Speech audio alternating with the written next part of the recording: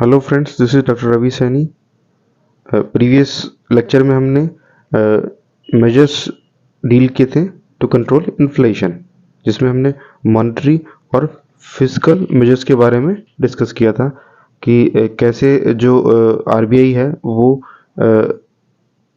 Inflation को control करती है और सेंट्रल गवर्नमेंट जो है वो कौन कौन से टूल्स के थ्रू इन्फ्लेशन को कंट्रोल करती है, जिसमें हमने कुछ स्पेसिफिक कीवर्ड्स भी देखे, जैसे कि इन्फ्लेशन रेट जो है वो एक तरीके से किसी कंट्री की इकोनॉमी को दर्शाने के लिए एक इम्पॉर्टेंट पैरामीटर होता है। आरबीआई जो है वो मेनली इन्फ्लेशन को कंट्रोल करती है थ्रू इंटरेस्ट रेट, और जो गवर्नमेंट है वो अपनी फिजिकल पॉलिसी के थ्रू इन्फ्लेशन को कंट्रोल करती है। Now today we are going to discuss about the liquidity. So, to control inflation, the liquidity in the market can be increased or decreased by RBI. Inflation को control करने के लिए liquidity एक important factor होता है। Liquidity को अगर हम सिंपल भाषा में समझें तो मीन्स जो मार्केट में जो मनी है उसे हम लिक्विडिटी बोल सकते हैं।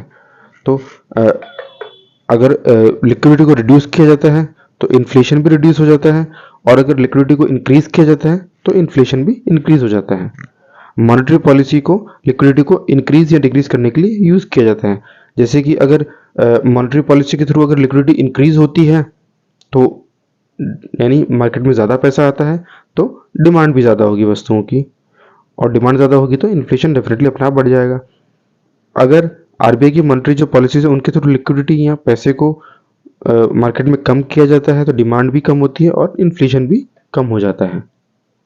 सो for this, two types of measures are used. First one is the quantitative measures and second one is the qualitative measures.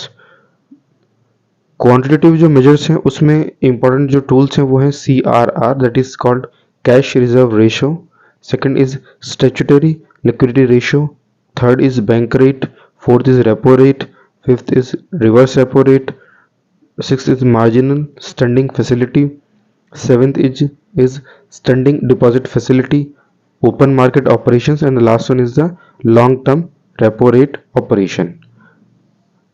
जो क्वालिटेटिव मेजर्स हैं उसमें margin requirement, consumer credit regulation, credit rationing, moral suasion and direct action. जो inflation है उसको हम liquidity के through control कर सकते हैं। सो लिक्विडिटी को कंट्रोल करने के लिए हमने जो डिफरेंट टूल्स या डिफरेंट मेजर्स किए हैं उसे हमने दो कैटेगरीज में डिवाइड किया है। First one is the quantitative measures, second जो है वो क्वालिटेटिव मेजर्स है। सो क्वांटिटेटिव मेजर्स में हम एक स्पेसिफिक क्वांटिटी के बारे में बात कर रहे हैं, मींस कुछ ऐसे टूल्स यूज किए जाएंगे जो करंट जो अमाउंट है जो मार्केट में पैसा है उसको कम किया जाएगा। क्वालिटेटिव मेजर्स में हम उन टूल्स या उन मेजर्स के बारे में बात करते हैं जो कि किसी स्पेसिफिक नंबर से रिलेटेड नहीं है, वो किसी ऐसे उपायों से रिलेटेड है जिसमें कि लिक्विडिटी को डिक्रीज किया जाता है उन उपायों के थ्रू। जैसे कि अगर आरबीआई किसी पे पेनल्टी लगाती है या उसको थ्रू डायरेक्शन देती है कि भाई आपने ये स्पेसिफिक मेजर्स करने हैं, तो ये सभी क्वालिटेटिव मेजर्स में काउंट होते हैं। दूसरी तरफ अगर क्वांटिटेटिव मेजर्स की बात करें तो ज़्यादातर केस में किसी न किसी नंबर्स के बारे में बात की जाएगी, यानी किसी क्वांटिटी के बारे में बात की जाएगी, जैसे कि cash reserve ratio, statutory liquidity ratio, bank rate.